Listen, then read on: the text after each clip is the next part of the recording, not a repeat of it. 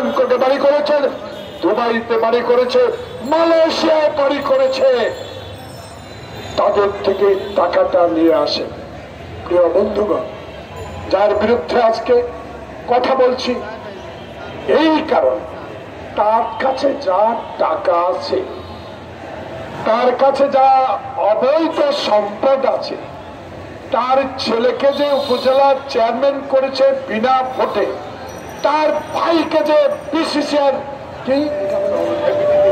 পিসিসিআর সভাপতি করেছে, বেঙ্গল ব্যাংক যারা করেছে, এই দুটা ব্যক্তিকে দয়া করে একজনকে গ্রেফতার করেছেন, আরেকজনকে আইনের আওতায় আনেন।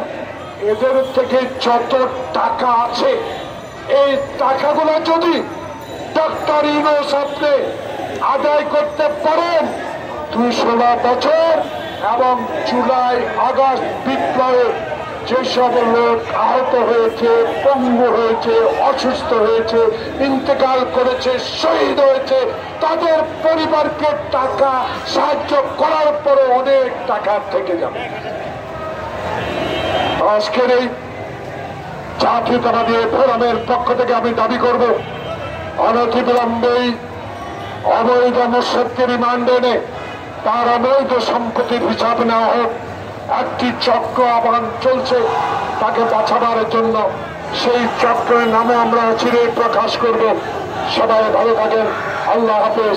বাংলাদেশ জিন্দাবাদ। জাতীয়তাবাদী ফোরাম জিন্দাবাদ।